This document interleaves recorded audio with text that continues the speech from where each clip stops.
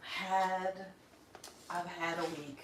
Had a week and I'm ready to rant about it. Um y'all probably can't see. No, y'all definitely still can't see. But look at this. My sister gave me that. She saw me on the center stream fighting for my life, constantly picking up my iPad and putting it back down. So she bought me an iPad. What do you call this? A tablet stand, an iPad stand. So I wouldn't have to do that. Yay for sisters. But yeah, I've had so much going on this past week. As you know, I've tried many times to do a vertical stream in OBS, and OBS was not allowing me to be great. So I'm doing it through the YouTube app, and of course, since I'm doing it on the YouTube app, I can't control things on the computer. Can't see your chats on the screen, which I really like to see your chats up on the screen. So I can't do that. We'll try to figure out something else another time. But in the meantime, because I am in a ranting mood, because everything has been going wrong, like everything, I'm not even going to tell you everything that's been going wrong. We're going to start up, we're going to just go into ranting about the different TV shows and movies I talk about all the time. Like, you know, Superman, Games of Thrones, Harry Potter, uh, and then and then we want to talk about a director to round things off. So first,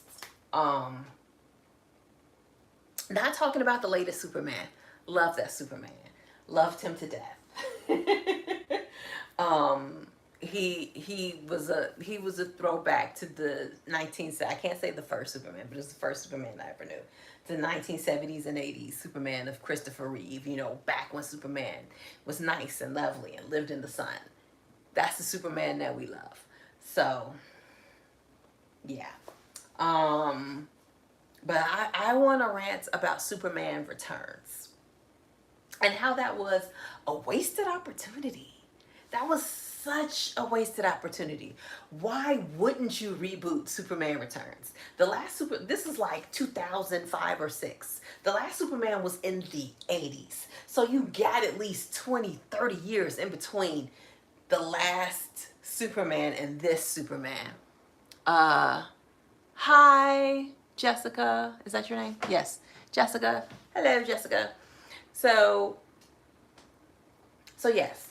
Why wouldn't you?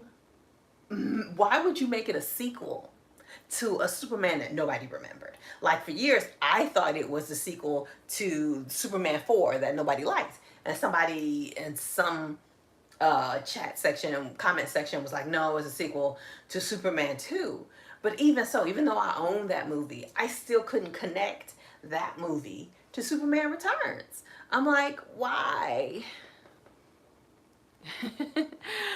Hi. Okay. Is this the same? Yes. Okay.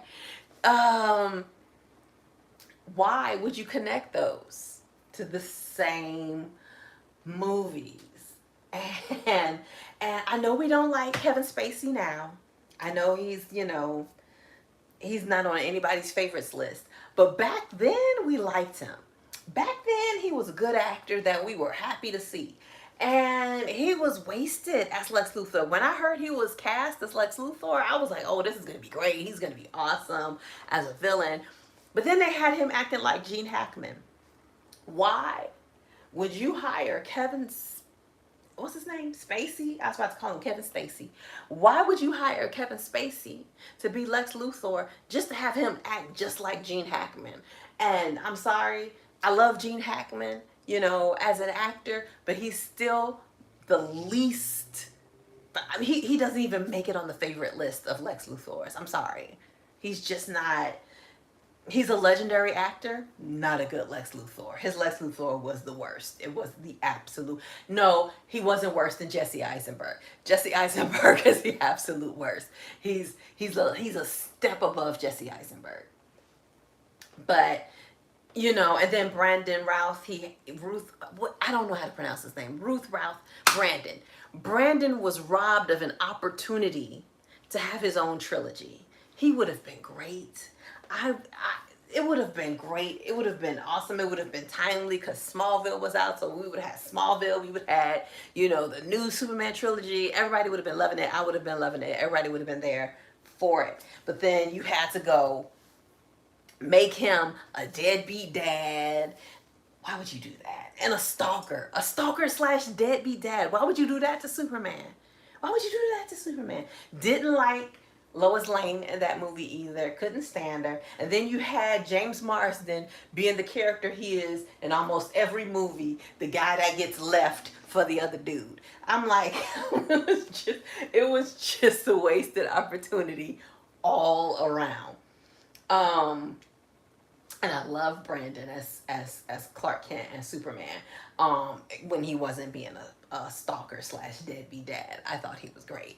I thought he had the potential to be really great, and if he would have gotten somebody who wasn't, being a predator on drugs, he probably would have had his own trilogy movie. But it's just the things you find out now. Oh yeah, homeboy was on drugs. That's probably has a lot to do with his decision making.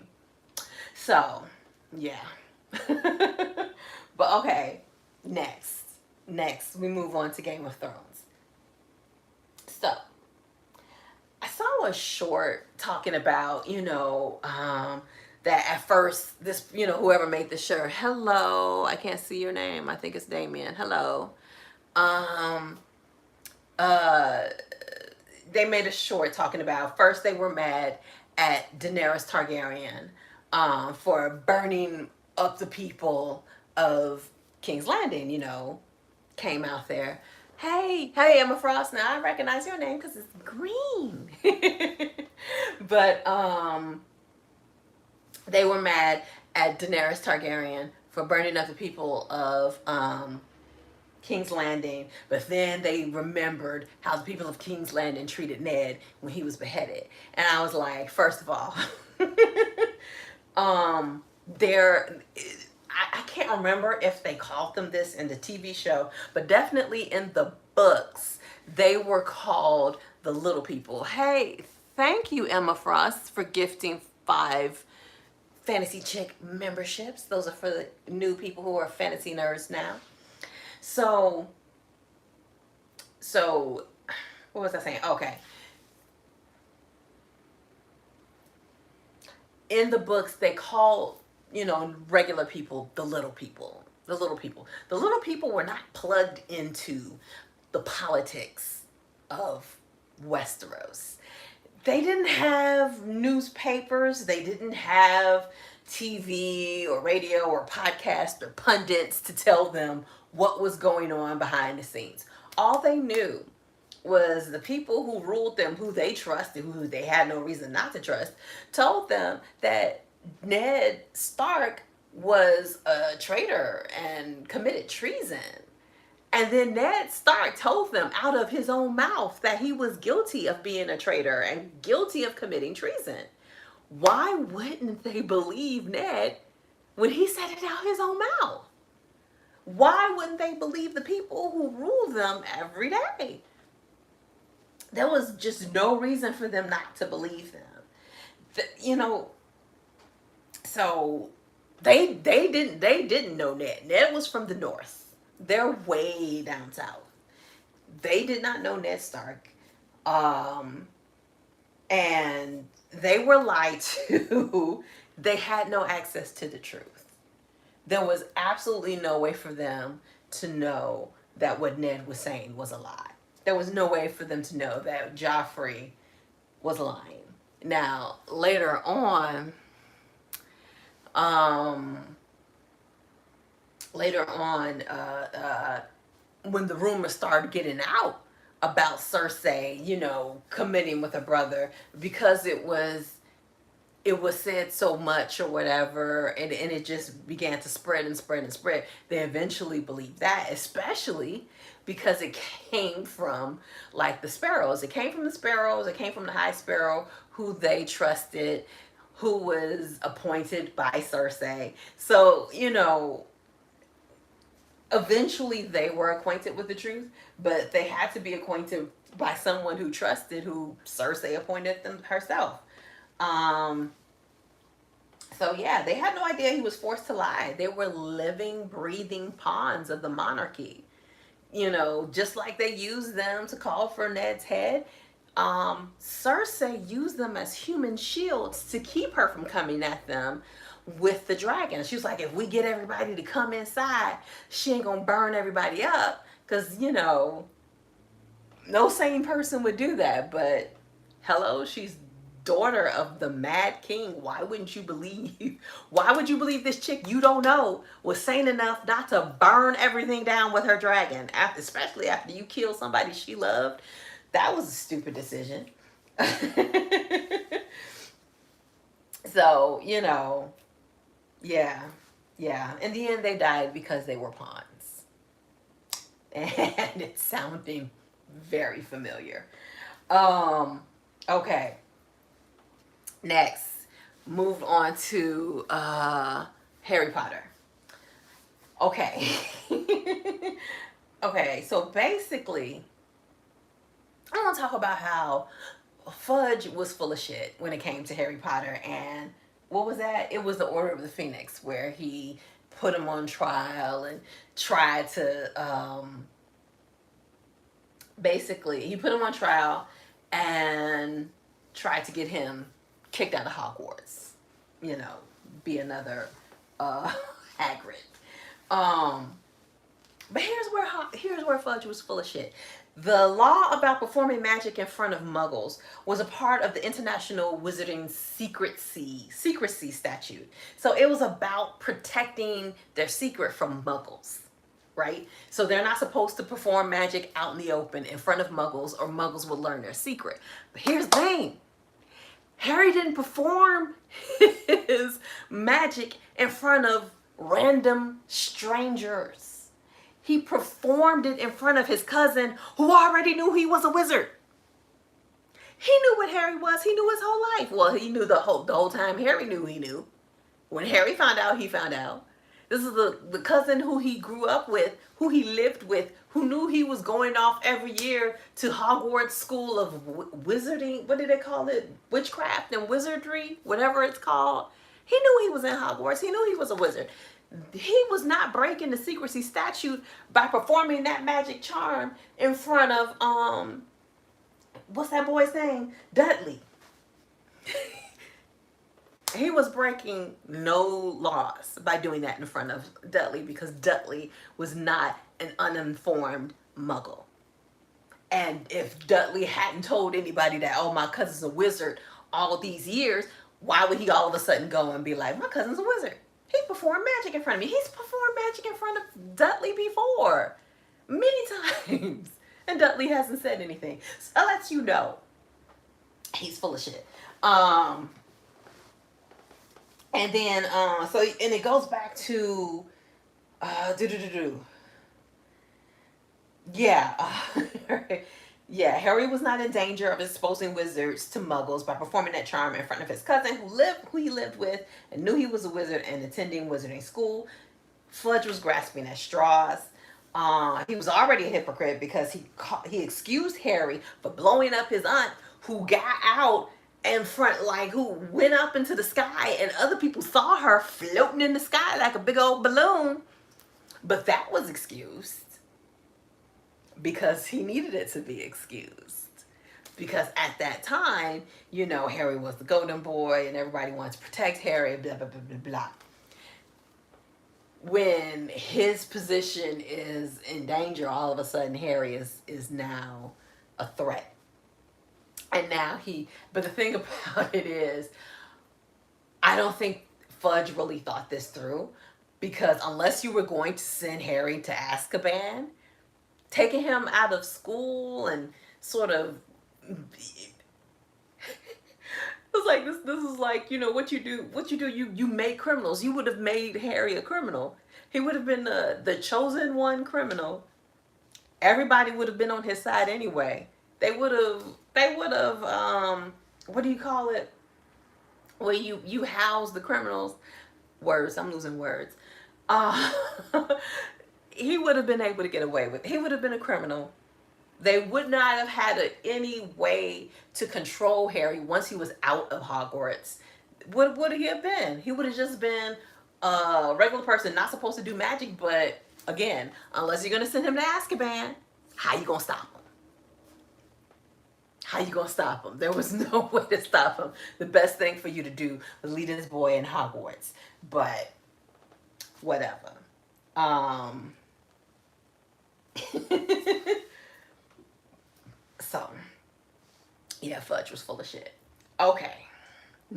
Now, my last one is about Rob Reiner. I don't know if y'all know who Rob Reiner is. He is an underrated genius. He is a director.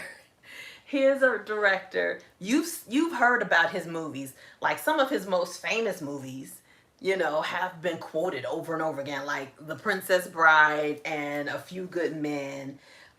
He's also When Harry Met Sally. This is Spinal Tap. Okay, this is Spinal Tap is a deep cut, but it was like one of the first few mockumentary movies. You know, I think it might have been the first. I don't know if there was a mockumentary before.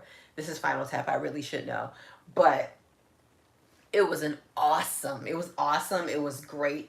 But if you listen to all the movies I just named, they're all completely different. He has great range because, you know, Spinal Tap is this hilarious mockumentary. think I think it was a lot of improv. So you have that.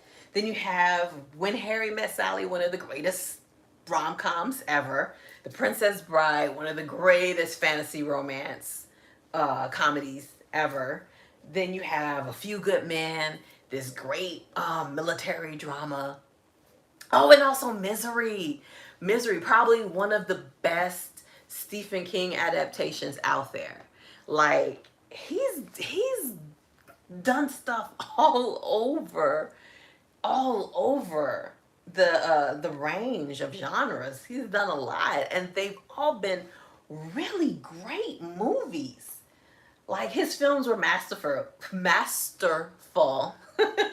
Whether they were romantic comedies that are still beloved today, fantasy romances that are filled with beloved quotes. Hello, my name is Inigo Montoya. I want to say that again. Hello, my name is Inigo Montoya. You killed my father. Prepare to die. Hello. Everybody says that. And then A Few Good Men. You can't handle the truth. So yes, one of the first, if not the first, mockumentary that was just brilliant. One of the best Stephen King adaptations, and another film quoted heavily. That was also a brilliant drama written by Aaron Sorkin, of all people. A Few Good Men. I think A Few Good Men might have been a play first, but whatever. He adapted it. It was great. It was awesome. When people talk about the greatest film directors, his name never comes up. I've never heard anybody go, yeah, Rob Reiner. But his films are legendary. So it's like, he's an underrated genius. I think, okay, and you guys definitely won't know what this reference I'm about to make. I truly believe the reason why he doesn't get the respect he deserves is because he started out as an actor on this show called, what was it called? What was the name of that show? Family, oh goodness. Why am I about to say Family Matters? Let me look up Archie Bunker. Archie Bunker. What's the name of the show? All in the Family. He was on a show called All in the Family with Archie Bunker, and his name was Meathead. He was Archie's son-in-law, and his nickname was Meathead. And I really feel like people saw him as Meathead and just didn't respect him as a director. Because even Ron Howard, who started off as an actor on Happy Days, people respect him as a director. I don't see the same reverence for Rob Reiner that you do for Ron Howard. Like, I don't know. Maybe I just haven't heard it, but I have never heard anyone give this man his due. And like I said, he's a genius. He's a genius as a director. He has movies, like most people, they do the same type of genre over and over again. He does whatever he feels like it, and it always ends up being a great movie. Like, how do you do that? How do you do that? How do you manage to do that? He should be studied. He should be studied.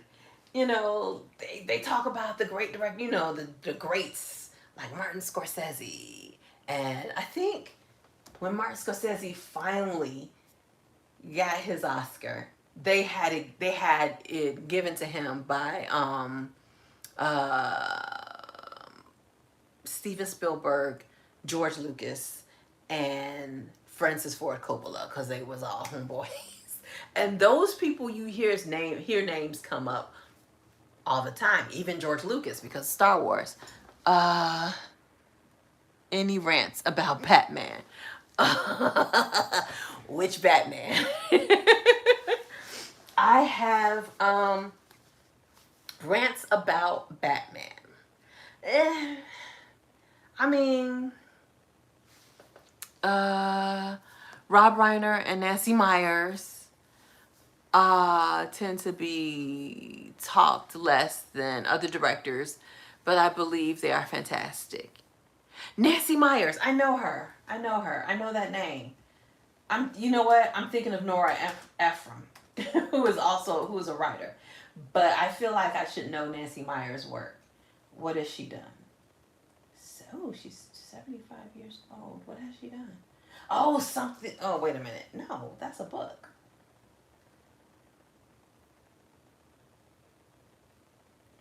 Golden Globe, American screenwriter, producer, director. But what has she directed? Okay, now I got to pull up IMDb and put in Nancy Meyers. Because I heard Nancy Meyers and I immediately thought of Nora Ephron. But I do feel like, okay, what did she direct? Is she because they say she's a writer-director, but what has she directed? Father of the Bride 3-ish. I don't remember that. Okay, The Parent Trap must be the Lindsay Lohan one. What Women Want, Something's Gotta Give, The Holiday is Complicated. Okay, her movies are good-ish. I still would put Nora Ephron above her, and I don't even know if Nora Ephron is a director. I know she's a writer. She is a writer. She is not a director. Okay, but still. I don't know. Oh, Nora Ephron wrote When Harry Met Sally. And You've Got Mail. So those cross over. What the hell? Okay. Hello. Okay. Thank you for the gifted. Thank you, Emma Frost, for the gifted membership. But yeah, as far as Batman rants go, well, my rant is that I'm so tired of them restarting, the DC cinematic universes by always going back to Superman, Batman. Like, I love this Superman movie. I'm happy that he did it. It needed to be done. But did we really need to do Batman right away? Like, is there a law that once we have Superman, we must have a Batman? Like, why couldn't we, like, we only got one Wonder Woman. I mean, outside of the TV show. But we only got one cinematic Wonder Woman. Why couldn't we just go to Wonder Woman immediately? Why couldn't we do, they gave the Green Lanterns a show. Why couldn't we do some with I'm about to call him Marvin the Martian. The Martian Manhunter. Or any, like, Okay, Marvel started off their cinematic universe with Iron Man, a man that was such a deep cut that only Marvel people knew. Why couldn't DC do that? Why couldn't DC do some deep cuts, you know? Why couldn't DC bring out some deep cuts to start off their cinematic universe, to draw people in, to make them go, okay, I'm with this. I don't know who this person is, and yet I love him. Why couldn't they do something like that? I'm so I'm so sick of them going back and forth. Superman, Batman, Superman, Batman, Superman, Batman. It's like we had them. We had them. I was okay. So like we had Christopher Reeve, great.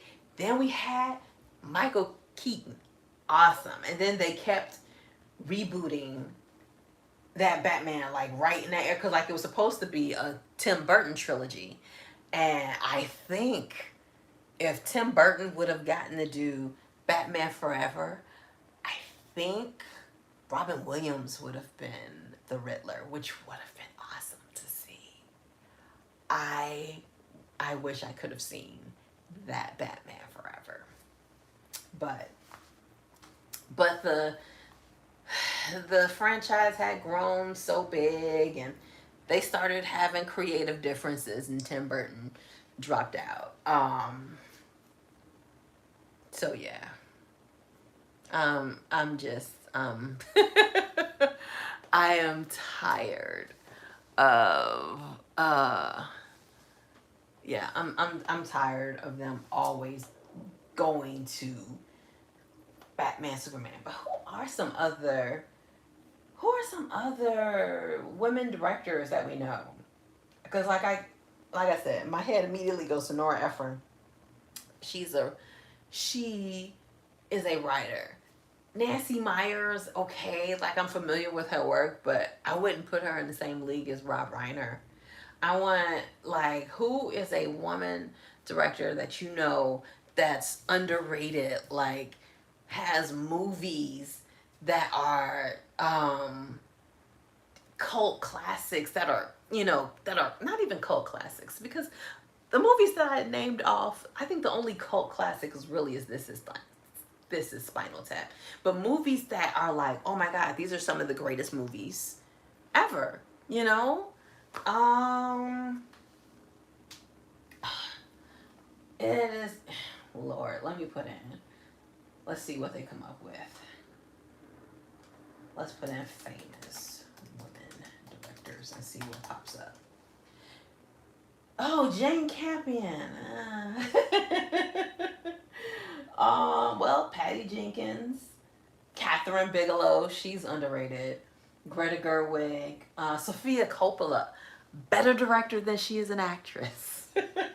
I truly believe she is the reason why The Godfather Part 3 gets the bad reputation. Because when I sat back and I watched them, because I have the Godfather collection, and I watched Godfather Part 3, and I was like, this isn't as bad. This isn't as bad as everyone keeps saying it is. I mean, her parts are bad. Andy Garcia does his best acting against her, but she wasn't supposed to be. She wasn't supposed to be the daughter. It was supposed to be Winona Ryder, but Winona got sick. I don't know the real story.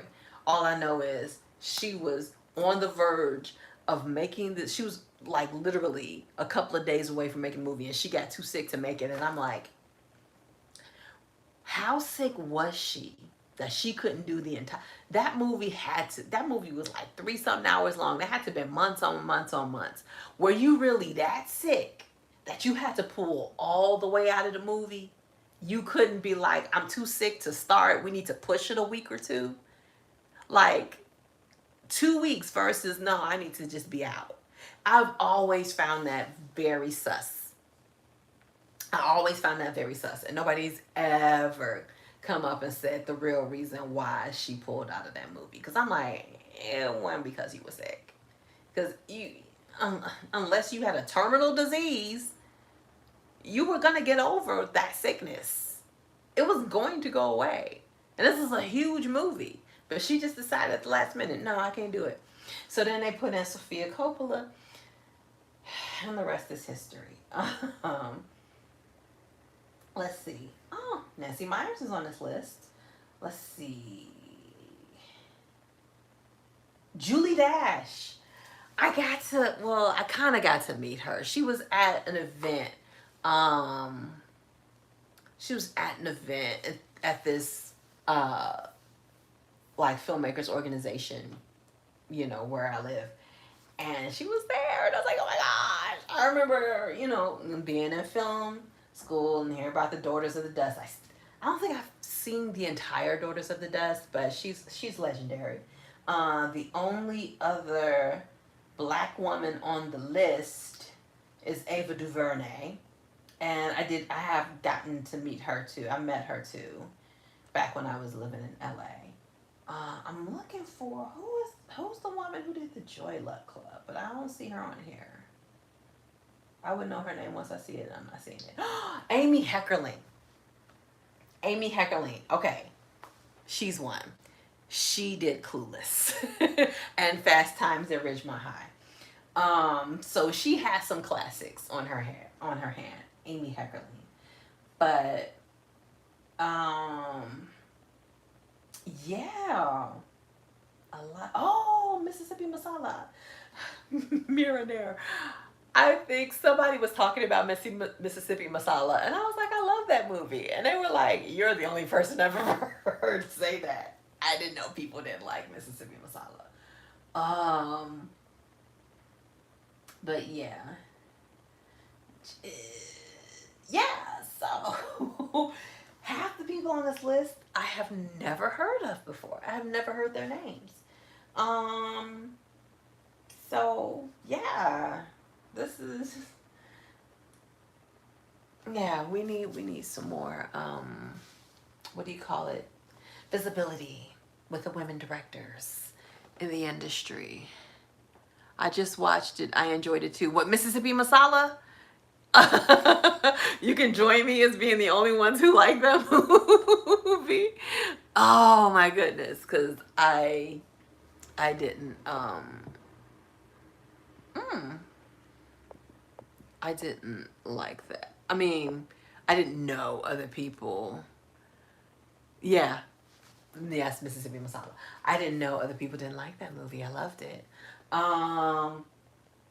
So those are all the rants I have without getting personal. Because I have a lot to rant about this week. I am going to go make myself feel better by watching The Devil Wears Prada.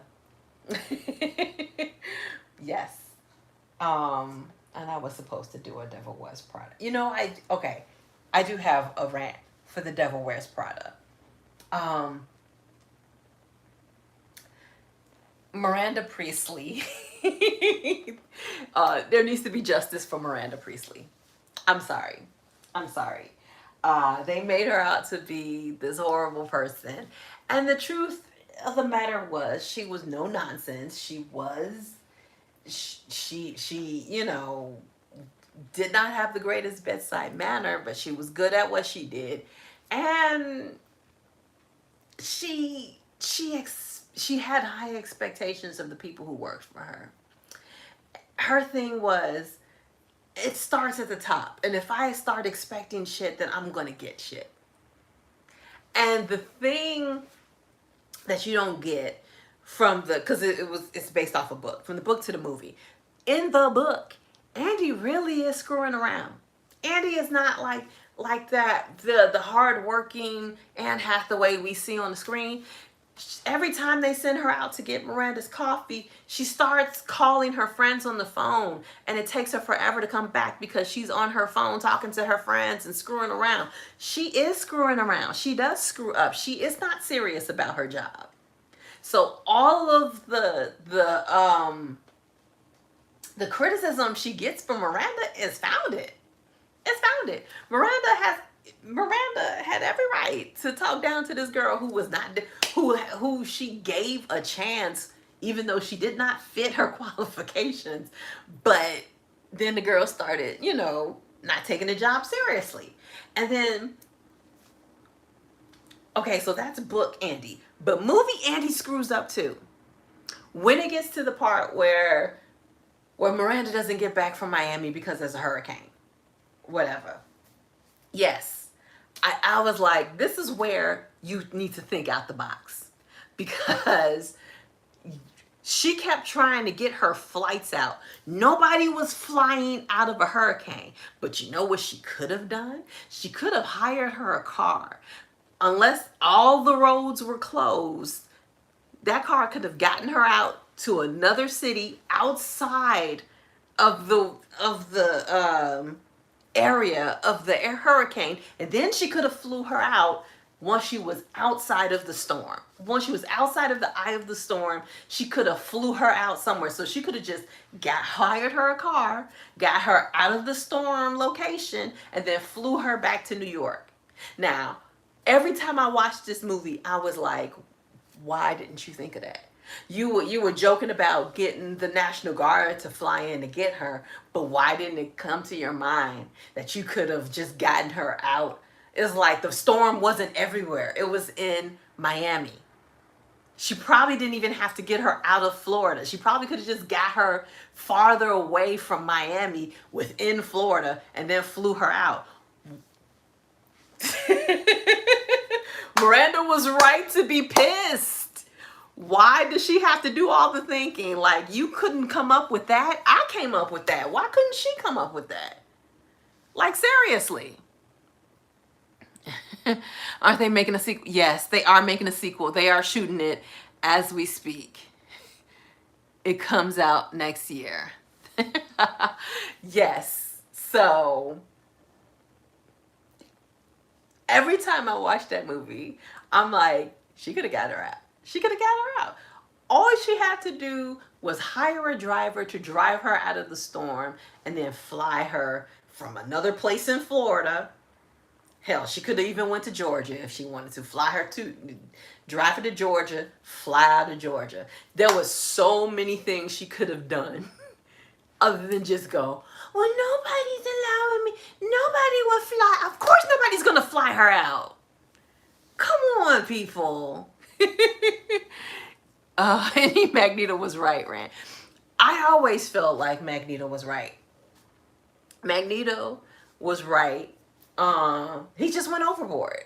I always looked at Magneto and Professor X as Magneto was Malcolm X and Professor X was Martin Luther King. That's what they felt like to me. And Magneto definitely was by any means necessary. And sometimes his means just went way too far.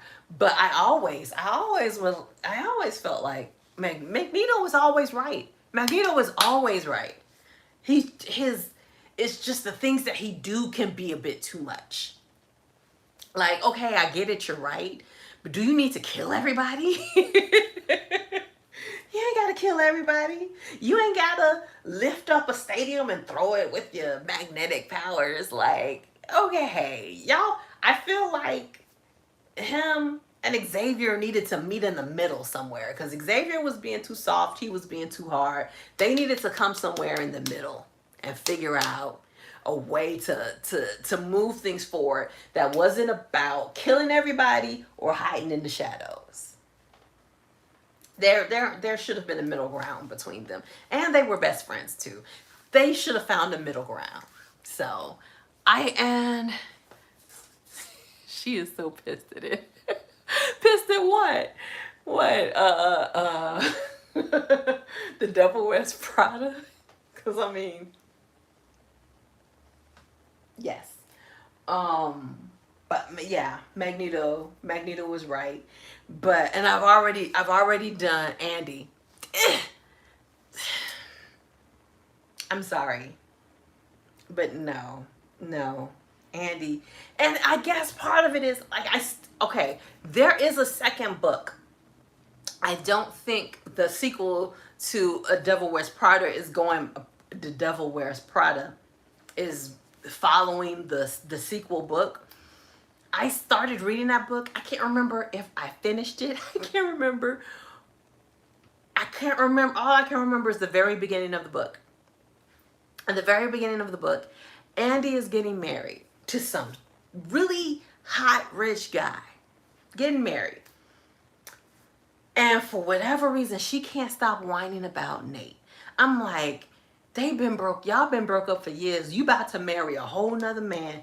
Nate is not worth it. Is not worth it. Why are you pining over this wussy ass dude? Like, and that's I feel like that's my frustration with Andy as a character. Like, reading the books, Andy is not a likable character in the books. I don't like her in the books at all. Andy is much more likable in the movies, but like I said, she has her moments, like when she couldn't get the woman out of the storm and then fly her home to New York to see her children's play. Like, but you went to a play. You sat your happy ass at a play, but you couldn't get the woman home to see her own children. I'm like, I'm sorry. I'm with Miranda. I'm with Miranda on this one. She messed up and her tears were not enough. It's like, okay, you're at work. Why are you crying?